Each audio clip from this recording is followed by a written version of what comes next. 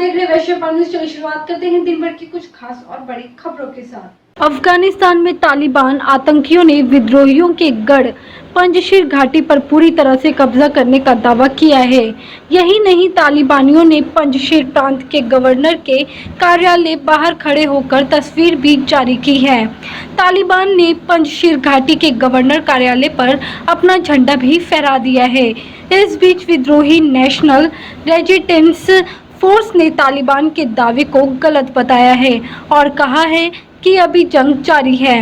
इस बीच पंजशीर में विद्रोहियों के नेता अहमद मसूद सुरक्षित स्थान पर चले गए हैं। उन्होंने कहा है कि तालिबानी उनसे नहीं लड़ रहे हैं, बल्कि पाकिस्तानी सेना और ISI यह जंग लड़ रहे हैं। बताया जा रहा है कि तालिबानी आतंकियों कई दिनों से चल रही घेरबंदी के बाद रविवार रात को जोरदार हमला किया और पंजशीर के विद्रोहियों के किले को भी ध्वस्त कर दिया।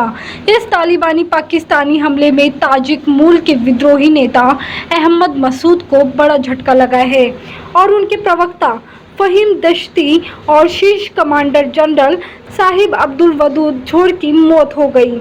मसूद के सुरक्षित स्थान पर चले जाने के बाद तालिबान ने सोमवार सुबह दावा किया कि उन्होंने पंजशीर पर पूरी तरह से कब्जा कर लिया है।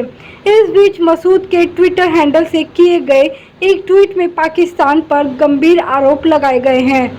मसूद ने कहा कि तालिबान हमारे साथ जंग नहीं लड़ रहा है, बल्कि यह पाकिस्तानी सेना और ISI है जो उनका नेतृत्व कर रही है। तालिबान इतना मजबूत नहीं है कि वे हमारा मुकाबला कर सके, लेकिन पाकिस्तानी सेना उनके साथ सहयोग कर रही है। उधर तालिबान ने दावा किया है कि पंजशीर घाटी और उसकी राजधानी भी अब तालिबान के नियंत्रण में आ गई है।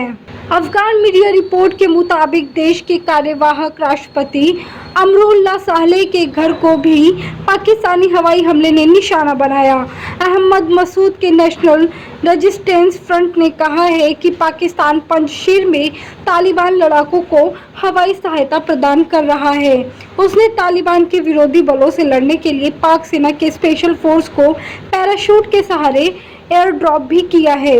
इतना ही नहीं, तालिबान लड़ाके कब्जे में लिए गए अमेरिकी हेलीकॉप्टर के जरिए विरोधी गुटों पर हवाई फायरिंग कर रहे हैं।